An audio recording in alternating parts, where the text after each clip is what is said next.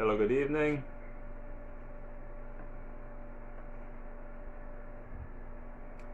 Yes, so welcome everyone. This is what I'll call Ask the Dentist. It's basically just a time where I'll be answering any questions that anyone would have asked me. So for future reference, if you have any questions dentistry related that you'd like me to answer, you could comment in my posts or you could send me a message and I'll try to do a live to answer those questions. So this is actually my first time ever doing a live, so yeah, this is new to me, but yeah, this will just be very quick. I have 3 questions to answer, so I get right into it. The first question was based on dental bridges. The person basically asked me, well, the scenario was that the person had a bridge done about 20 plus years ago, and now all the abutment teeth were moving. So the person asked me if they should have those teeth removed and if they should just do a partial denture instead. And they were pretty accurate, but let me just help you to understand what I'm speaking about, just in case you don't know what a bridge is.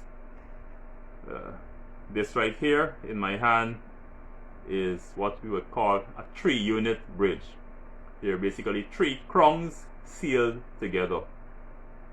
So bridge is one option that you have to replace missing teeth. So if one tooth is missing, then you would need something like this, a 3-unit bridge.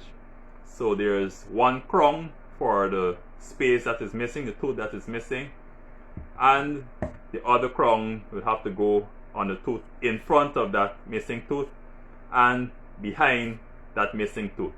So basically, to do a bridge, you have to shave down the tooth in front of the space and after the space. So they have crowns sealed together. You see here, so the space is for the missing tooth.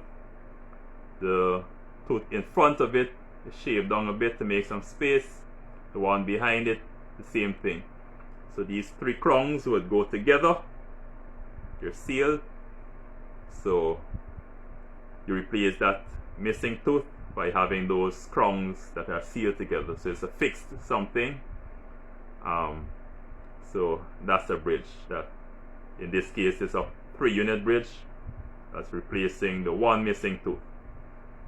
Alright, so abutment teeth are basically the teeth that are in front of the space and after the space. The ones that basically give the support for this bridge. So this tooth here will be an abutment tooth. This other tooth here will be an abutment tooth. So the person asked me what they should do because those abutment teeth were now shaking a lot. Well, of course, if those teeth are shaking a lot, then this bridge doesn't have good support. It doesn't serve any purpose because the support is shaking.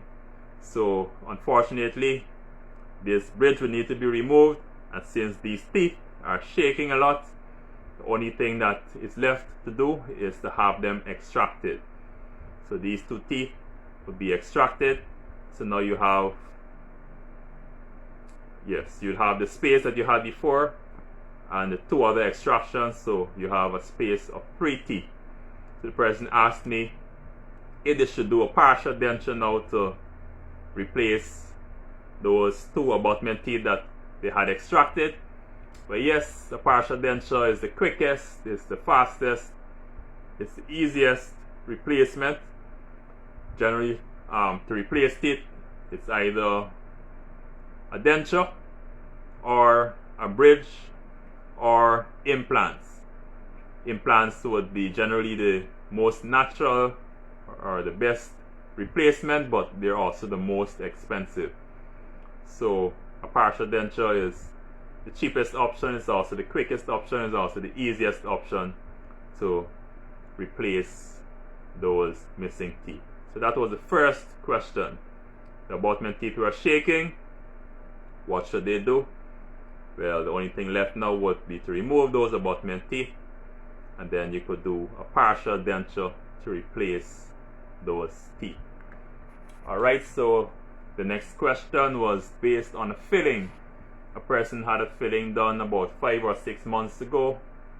The filling was okay at the beginning, but now they're getting some shocking on it, especially when they use cold things. The shocking only lasts for seconds, maybe didn't reach a minute as yet. So they were asking me what they should do. Well, since that shocking only lasts for seconds and not maybe minutes or hours, and it doesn't really come just like that, it's only when you use the cold, it usually indicates something that is reversible. Generally, it would point out the cavities, and in that case you could do a filling to stop that shocking. But if the filling was already done and you're still getting that shocking, or that shocking has now started, that may indicate an issue with the filling, because sometimes if the filling isn't done well, the edges might not be sealed, so the filling material might not be sealed onto the tooth surface surrounding it, and that could cause some bit of shocking. If that is the case, well, that filling needs to be corrected. Generally it might need to be taken out completely and done over.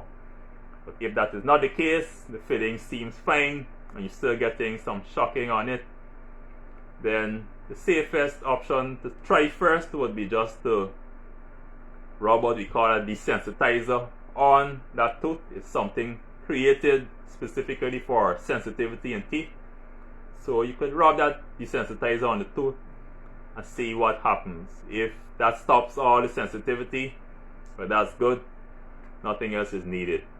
But if after that the shocking still continues, then that may indicate that the nerve is starting to be affected.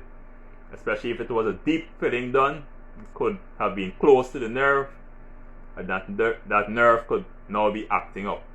If that's the case, then of course x-rays and so on could be done to see how deep that filling is, how close it is to the nerve. If it is a deep filling, it is close to the nerve, and you're starting to get that shocking even after using desensitizers, then the next step would be having a root canal done. That's where you clean out the nerve, basically what people call killing the nerve. So the nerve is no longer there, so you won't feel anything on that tooth anymore. The tooth remains, but no nerve inside, so no more pain. So of course different checks would have to be done. An x-ray would have to be done just to see what really is the issue before you know what can be done. And finally, the third question that was asked, someone had a gum boil and they wanted to know what they should do about that. Well, of course, you'd also need to see that gum boil, and things like x-rays could also help to confirm what is going on. But many times when you have a gum boil that is over tooth, it's indicating that that tooth has an infection. In that case, once again, a root canal will have to be done, but of course, because there's that gum boil, there's that infection, that will need to be treated.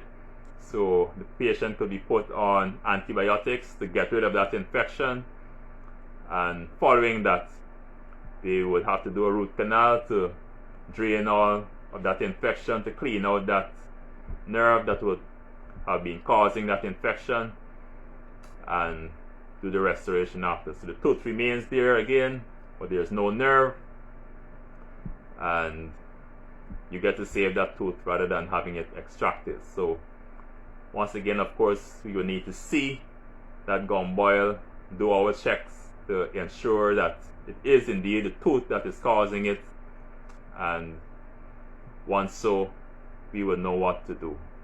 So that was the third question, and that is all for this first live.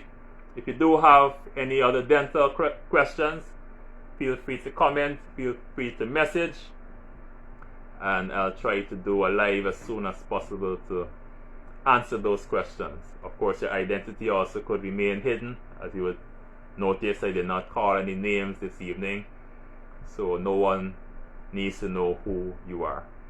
So thank you for watching. Feel free to share this live up even after it's finished. The information is still there, so feel free to share. Also like this page, and also subscribe to my YouTube channel by the same name, The Spanish Dentist. Subscribe and ensure that you do not miss out on everything that will be coming your way. So thanks once again, and I'll see you soon.